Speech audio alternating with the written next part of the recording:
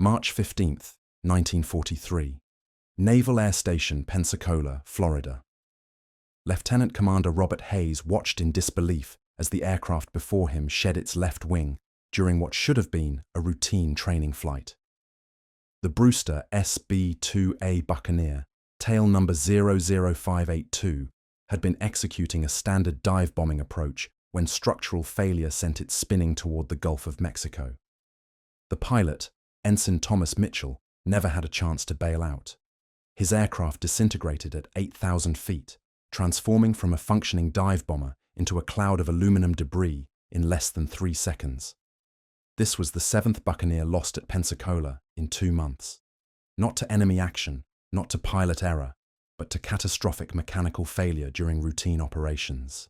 Hayes, a veteran instructor with over 2,000 flight hours, had never witnessed such systematic aircraft disintegration during peacetime training. The Buccaneer was supposed to be America's next-generation dive bomber, the aircraft that would carry the war to Japanese carriers across the Pacific. Instead, it was killing American pilots faster than enemy fighters ever could. What Hayes didn't know, what none of the instructors at Pensacola understood, was that they were witnessing the final chapter of aviation history's most spectacular engineering disaster.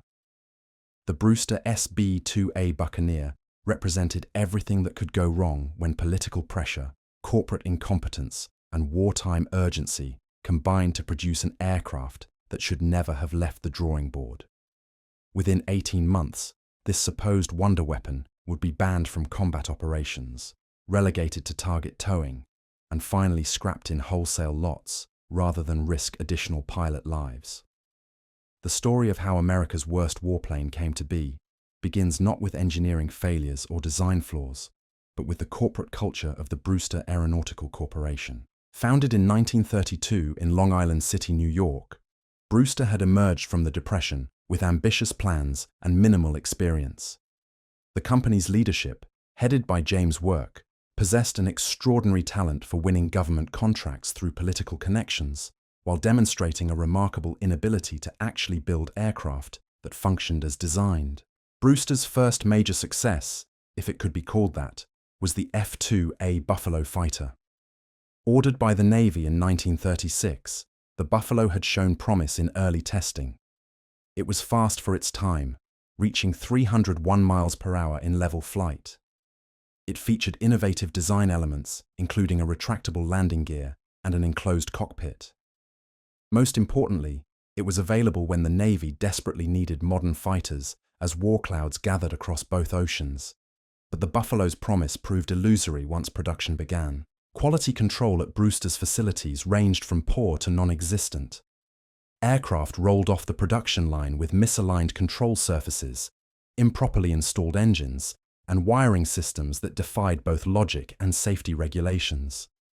The company's workforce, expanded rapidly to meet wartime contracts, lacked the experience and training necessary for precision aircraft manufacturing.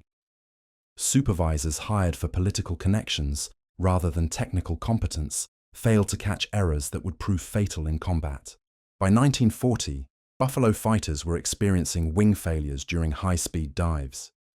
The Navy's Bureau of Aeronautics received reports of structural collapse, control system malfunctions, and engine failures at rates that exceeded acceptable limits by factors of 10 or more. Finnish pilots flying export Buffaloes against the Soviet Union achieved remarkable success, shooting down 32 enemy aircraft for every Buffalo lost. But American pilots training on the same aircraft design experienced mechanical failures that made combat effectiveness irrelevant. The fundamental problem was not the Buffalo's design, which showed genuine innovation for its era. The problem was Brewster's inability to manufacture aircraft that matched their own blueprints. Tolerances specified in engineering drawings bore no relationship to actual production standards. Quality inspectors either lacked the training to identify defects or were pressured to approve substandard work to meet delivery schedules. The result was aircraft that looked impressive in photographs but disintegrated under the stresses of actual flight operations. James Work's response to these mounting problems revealed the corporate culture that would define Brewster throughout the war. Rather than addressing manufacturing deficiencies, he focused on obtaining additional contracts through political lobbying. Work understood that government procurement officers responded to promises and presentations rather than actual performance metrics. He hired former military officers to serve as liaisons with procurement agencies. He established offices in Washington to maintain constant contact with decision-makers. Most importantly, he learned to frame every failure as a temporary setback that additional funding would resolve. This approach succeeded brilliantly in bureaucratic terms. Throughout 1940 and 1941, Brewster secured contracts for new aircraft designs, while existing products continued failing at unacceptable rates. The company's stock price soared as investors anticipated massive wartime profits. Trade publications praised Brewster's innovative designs and aggressive expansion plans. Politicians cited the company as an example of American industrial mobilization. The only people unimpressed were the pilots who actually had to fly Brewster aircraft. The Buccaneer project emerged from this toxic combination of political success and engineering failure. In early 1941, the Navy issued requirements for a new dive bomber to replace the aging Douglas SB-2A Dauntless. The specifications demanded a two-seat aircraft capable of 300 miles per hour in level flight, with a service ceiling of 28,000 feet. The bomber needed to carry a 1,000-pound bomb load over a combat radius of 1,000 miles. Most critically, the aircraft had to withstand the tremendous structural stresses of dive bombing attacks from altitudes exceeding 15,000 feet. Dive bombing placed unique demands on aircraft construction that separated competent manufacturers from pretenders. The technique required aircraft to dive at angles approaching 70 degrees, while accelerating to speeds that created forces exceeding 6 times the force of gravity. At the bottom of these dives, pilots would pull out with control inputs that subjected the entire airframe to stresses equivalent to more than 8 times the aircraft's weight. Wing spars, control surfaces, and fuselage structures had to withstand repeated applications of these extreme loads without failure. Successful dive bombers like the SB-2A Dauntless achieved this durability through conservative design practices and meticulous construction quality. Douglas Aircraft had learned through years of experience that dive bomber airframes required structural margins far exceeding normal safety factors. Every component was overbuilt. Every joint was reinforced. Every system was tested beyond design limits before production approval. The result was aircraft that weighed more than theoretical optimums, but survived the punishment of combat operations. Brewster's approach to the dive bomber competition reflected their fundamental misunderstanding of these requirements. Works teams submitted a design that prioritized performance specifications over structural integrity. The proposed SB-2A would achieve the required speed through reduced weight rather than increased power. It would reach the specified service ceiling through minimized drag rather than enhanced engine performance. Most fatally, it would meet bomb load requirements through optimized aerodynamics rather than strengthened structure. The design looked impressive on paper. The SB-2A promised to exceed every performance specification while incorporating innovative features like tricycle landing gear and hydraulically operated dive brakes. Wind tunnel testing suggested the aircraft would be faster than any existing dive bomber while maintaining excellent handling characteristics. Most importantly for procurement officials, Brewster promised rapid production at competitive prices.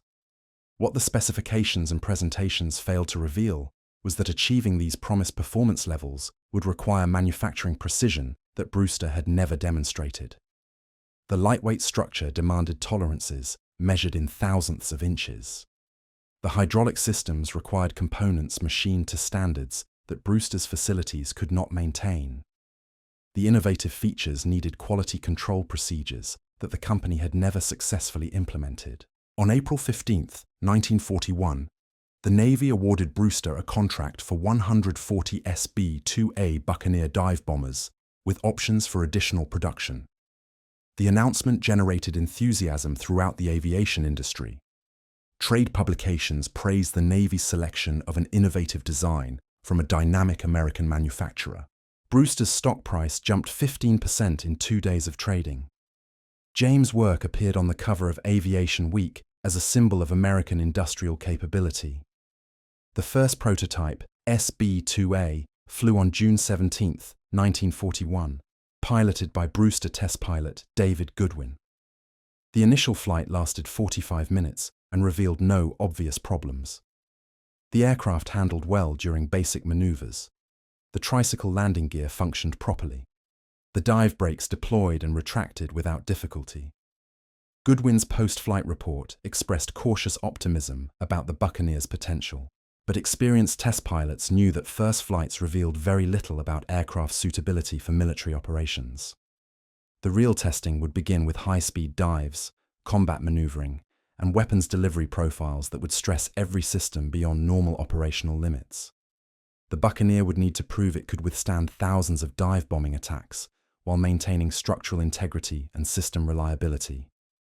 Most critically, it would need to demonstrate that pilots could depend on the aircraft in combat situations where mechanical failure meant death. The expanded flight testing program that began in August 1941 quickly revealed problems that would plague the Buccaneer throughout its brief service life.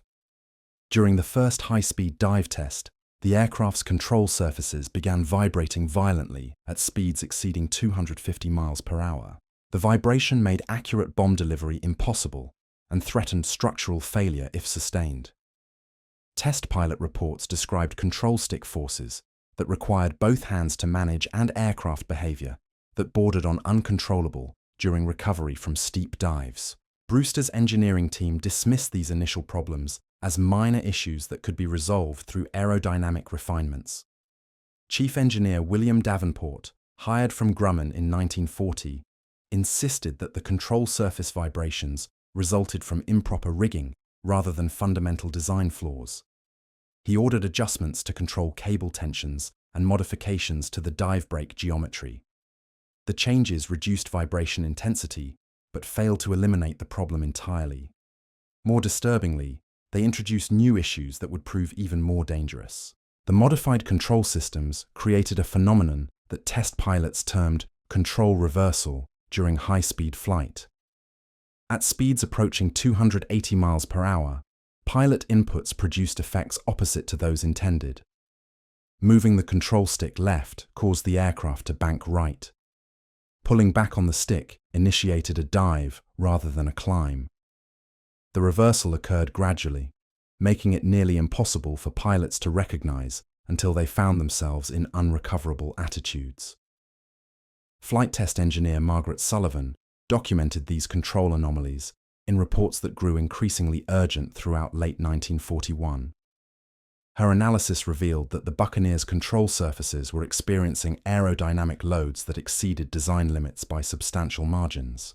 The lightweight construction that enabled the aircraft's impressive speed also created structural flexibility that altered control response under stress.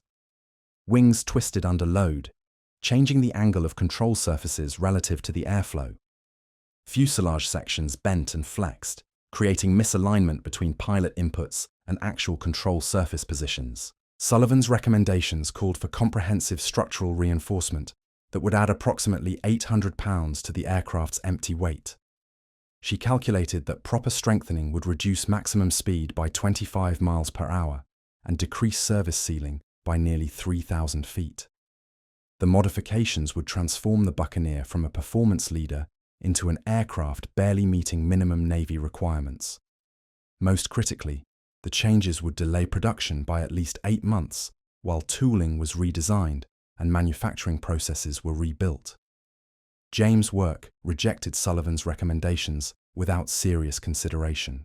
The Buccaneer's performance advantages provided Brewster's primary competitive edge in securing additional Navy contracts. Reducing speed and ceiling would eliminate the aircraft's appeal to procurement officials who measured success through specification comparisons rather than operational effectiveness. Work ordered continued testing with minimal modifications, betting that pilot training could compensate for design deficiencies that engineering solutions would address too slowly. This decision established a pattern that would characterize the entire Buccaneer program.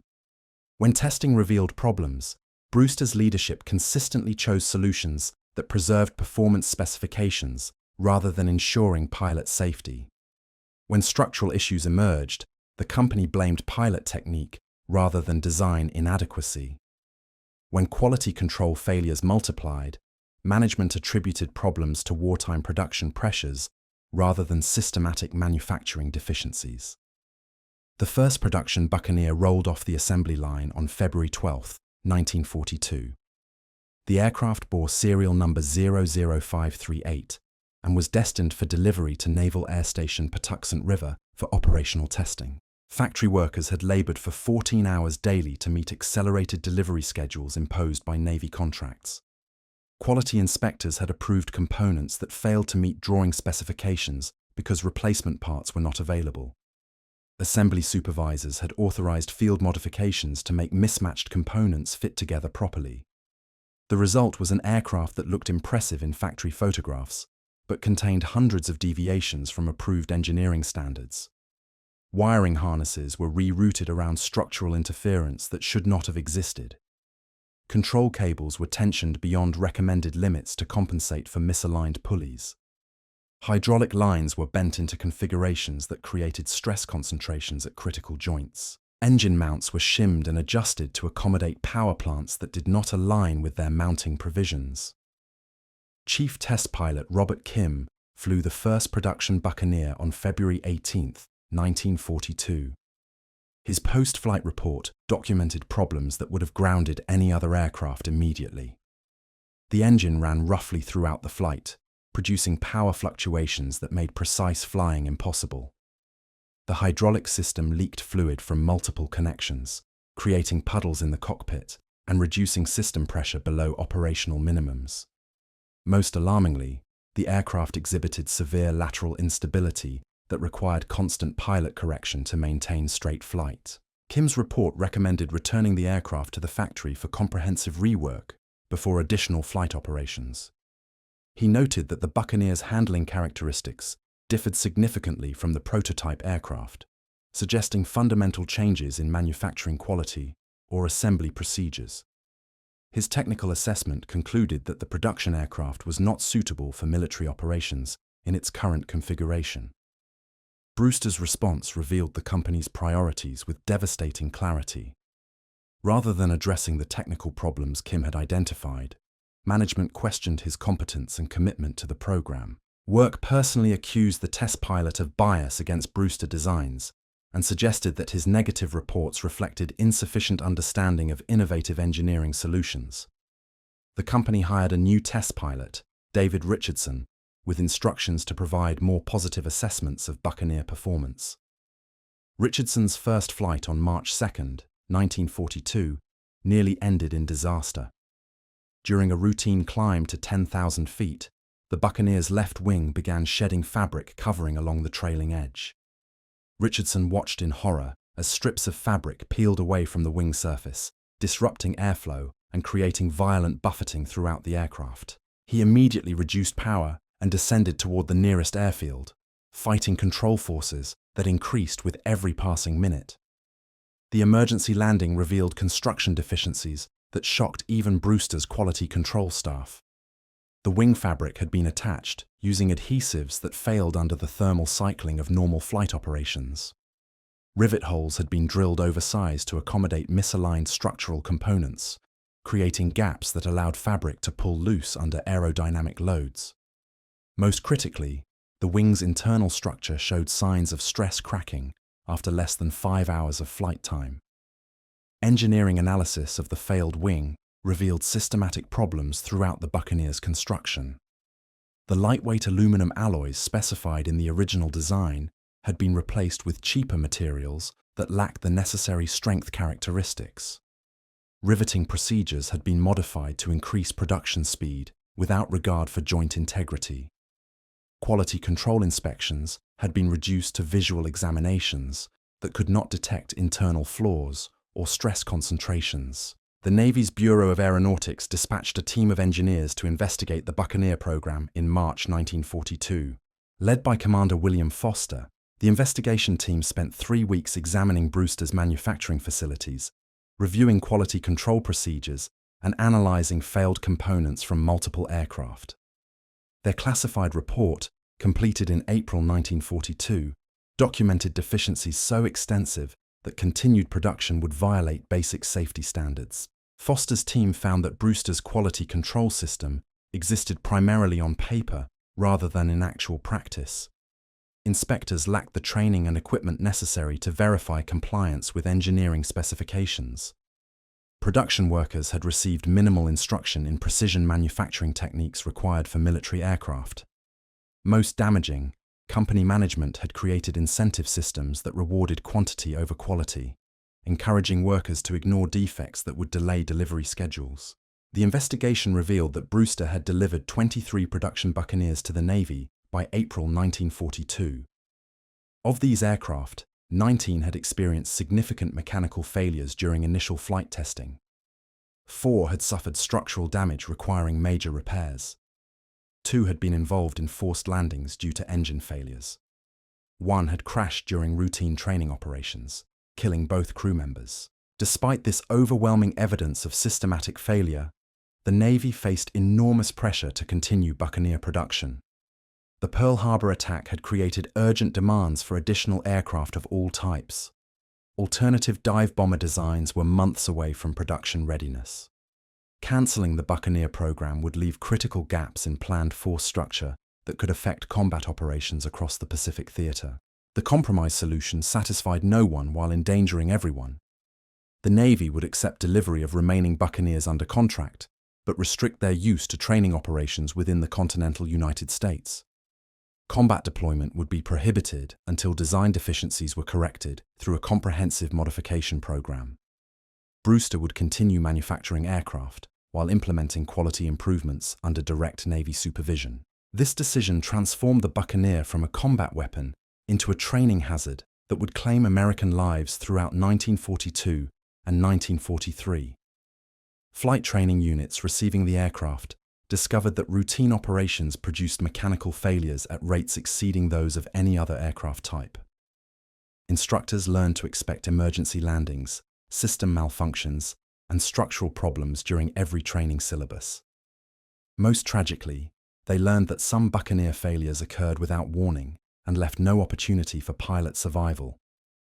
The training accidents that began occurring with increasing frequency throughout the summer of 1942 revealed the full scope of Brewster's engineering catastrophe. At Naval Air Station Corpus Christi, Texas, Lieutenant William Barnes was conducting a routine gunnery training flight on July 23rd when his Buccaneer's engine mount failed during a shallow dive.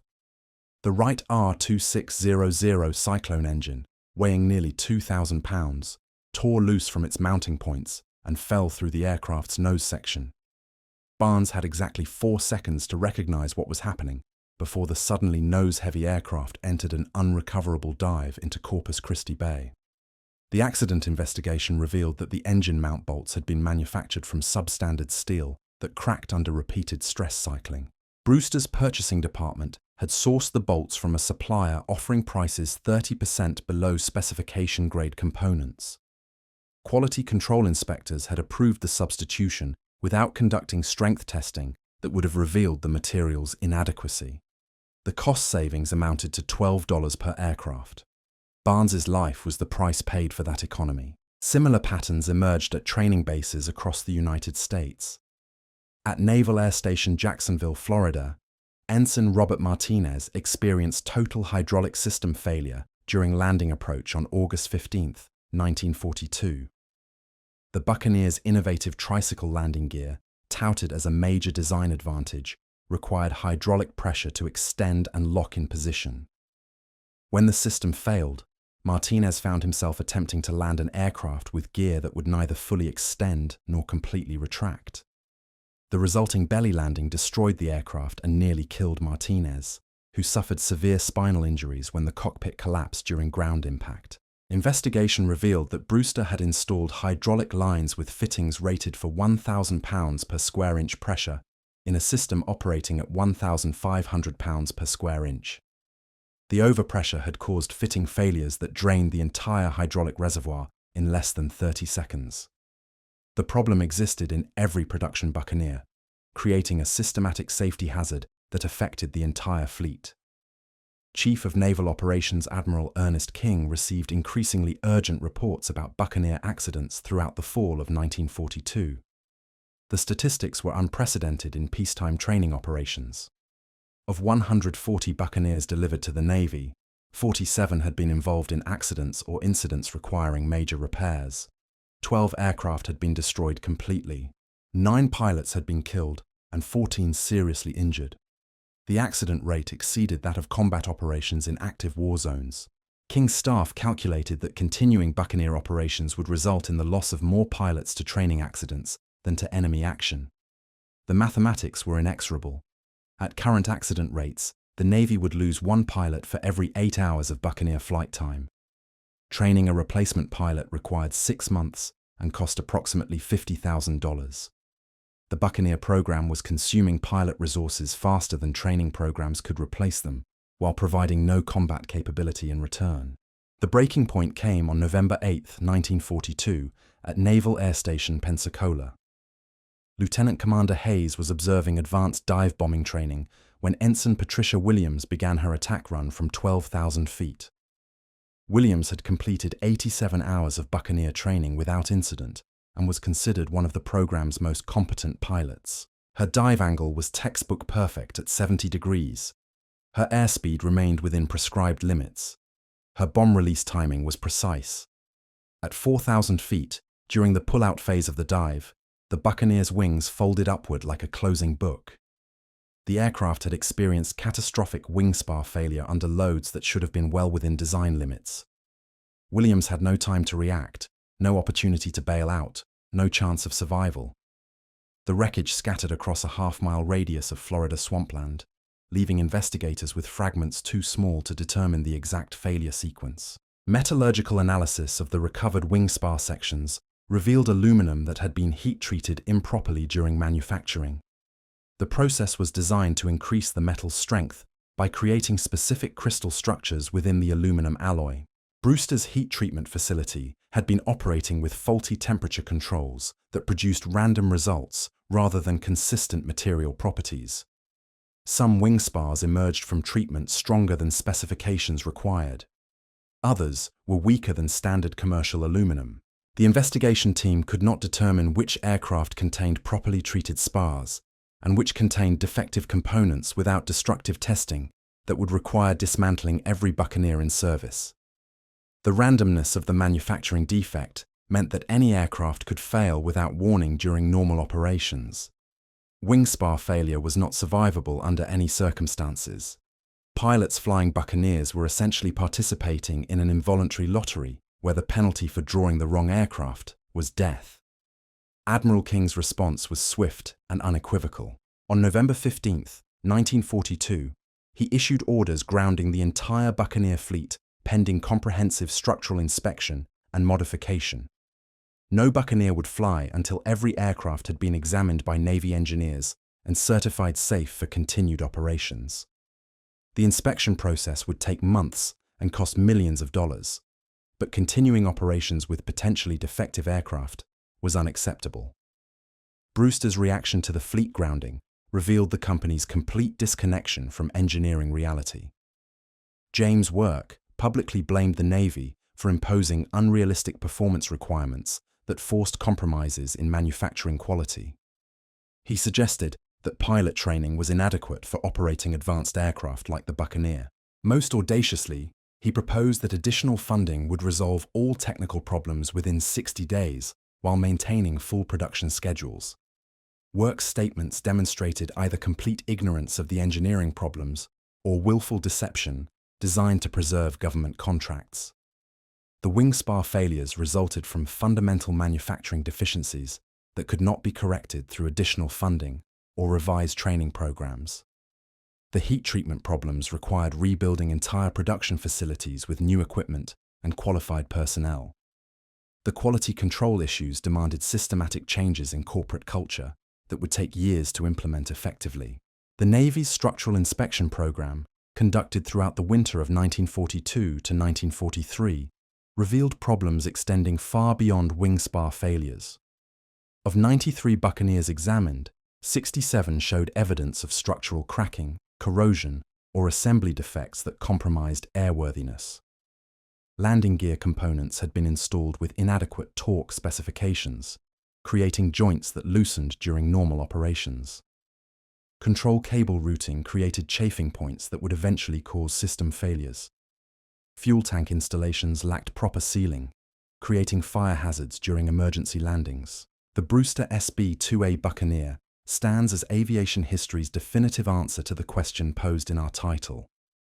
This was not merely a poor warplane, but a systematic engineering catastrophe that transformed promising specifications into pilot death sentences.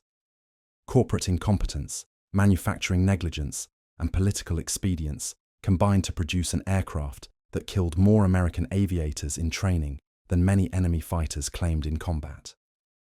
The Buccaneer's legacy serves as an enduring reminder that in aviation, as in war itself, there are no shortcuts to safety, no substitutes for competence, and no forgiveness for those who gamble with lives in pursuit of profit.